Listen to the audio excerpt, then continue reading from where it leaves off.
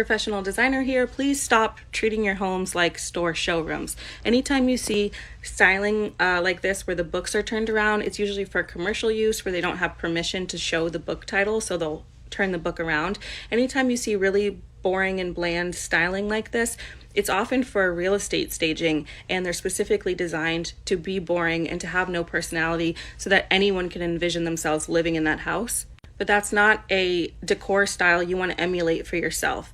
Your home decor should show and say something about you and who you are. And even if you want to say that you're neutral and minimal, there's a more interesting way to do it.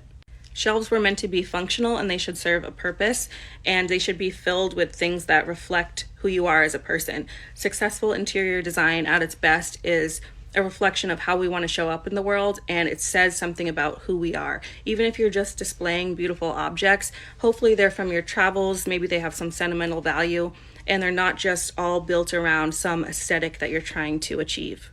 Even if you really want to just stick to one interior design style or stick to a very specific aesthetic, you still don't want to be too precious when it comes to styling your home. You want people to walk in and say like, oh, this is so you. This feels like you. Your home should be a reflection of you.